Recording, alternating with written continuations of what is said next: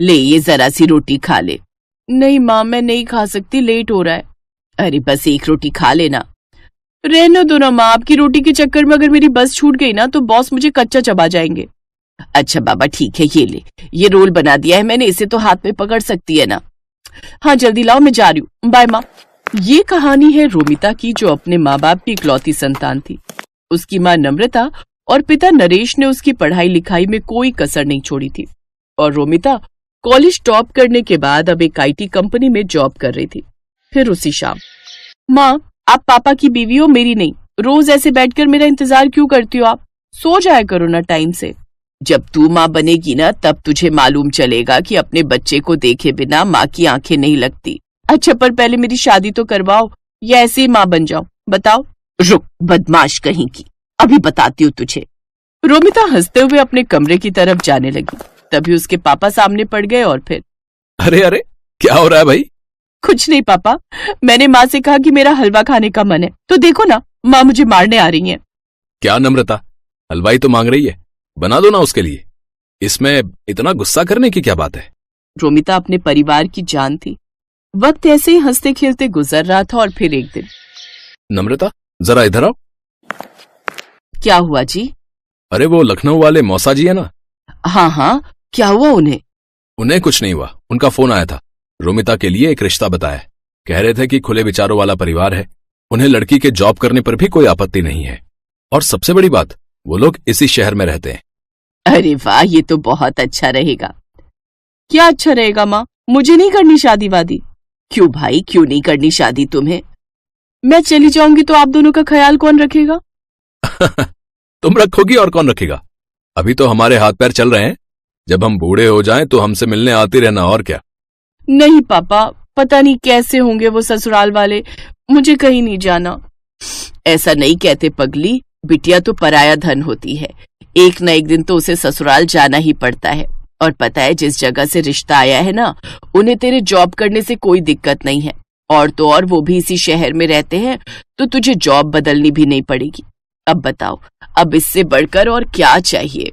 रोमिता भी यही चाहती थी कि शादी के बाद भी वो जॉब करती रहे, तो काफी मान मनव्वल के बाद उसने इस रिश्ते के लिए हाँ कर दी और कुछ दिन बाद रोमिता शादी करके रंजीत के घर आ गई। रंजीत एक फैक्ट्री में मैनेजर था। घर में उसके माँ पिता और एक बहन थी जिसकी शादी अभी नहीं हुई थी। और फिर, बहुत किस्मत वाली हो तुम जो तुम्हें हमारे जैसा परिवार मिला। अरे मेरे रंजीत के लिए तो लड़कियों की लाइन लगी हुई थी। अब वैसे ये बताओ, तुम कहाँ जॉब करती हो? मतलब कि तुम्हारा ऑफिस कितना दूर है यहाँ से? मम्मी मैं नेस्टेक कंपनी में सॉफ्टवेयर इंजीनियर हूँ, मेरा ऑफिस यहाँ से ज्यादा दूर नहीं है। अच्छा अच्छा, मेरा रंजीत तो हर महीने 30,000 रुपए कमाता है। वैसे तुम्हारी तनख्वाह कितनी है? 10-15 हजार तो मिल जाते हैं कि नहीं? मम्मी जी सब कट कटा के करीब 40,000 आ जाते हैं। इतना सुनते ही कमला चुप हो गई। रोमिता के जवाब ने उसका घमंड तोड़ दिया था। वो आगे कुछ न कह सकी और वहां से चली गई। लेकिन रोमिता को इस बात का एहसास नहीं हुआ कि जाने अनजाने में ही सही, पर उसने अपनी सास की ढंग से बेइज्जती कर दी थी। फिर अगले दिन रोमिता सुबह जल्दी उठी और अपना टिफिन पैक करने लगी। ठीक उसी वक्त कमला वहां आई और बोली, अरे बहू, इतनी सुबह तैयार होकर कहाँ जा रही हो? मम्मी जी शादी के लिए बस कल तक की लीव मिली थी मुझे, तो आज से मुझे ऑफिस जाना होगा। अच्छा, और लौटोगी कब तक? शाम को 6-7 बजे तक। ये कहकर रोमिता वहां से निकल गई। सच ये था कि कमला रोमिता की जॉब से बहुत ज्यादा खुश नहीं थी, लेकिन आता हुआ पैसा किसे बुरा लगता है, इसलिए वो चुप थी। लेकिन उस दिन शाम को रोमिता को घर आने में थोड़ी देर हो गई, लेकिन आते ही वो सीधा खाना बनाने में जुट गई। उसके बाद उसने सारे बर्तन धोए और फिर, कल से थोड़ा पहले घर आ जाना बहू, ठीक है?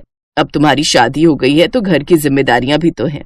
अब हर रोज सारा खाना मैं अकेले तो नहीं बनाऊंगी इस उम्र में, है ना? जी माँ जी। कमला रोमिता को सुनाकर वहां से चली गई। वो अगली सुबह जल्दी उठी और ढेर सारा खाना बनाकर ऑफिस चली गई। फिर उसी शाम, ये खाना तो तुमने सुबह बनाया था ना? हाँ मम्मी जी, क्यों पसंद नहीं आया क्या आपको? नहीं नहीं ठीक है। उस दिन तो कमला ने रोमिता से कुछ नहीं कहा, लेकिन कमला को ये बात हजम नहीं हो रही थी कि रोमिता क्यों इतनी आसानी से सब मैनेज कर ले रही है। फिर एक दिन कमला ने कलेश फैलाने की ठान ही ली और उसी शाम, देखो बहू, मैंने और रंजीत के पापा ने बहुत कोशिश की, मगर हम इतना एडजस्ट नहीं कर पाएंगे। इन्हें गरम खाना खाने की आदत है समझी, तो कल से शाम का खाना शाम को ही बनाना, समझी? पर मम्मी जी, अब बहस मत करो मुझसे, जो कह रही हूं बस वही करो।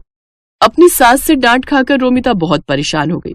उसे समझ में नहीं आ रहा था कि वो ऑफिस के साथ साथ घर का काम कैसे मैनेज करे।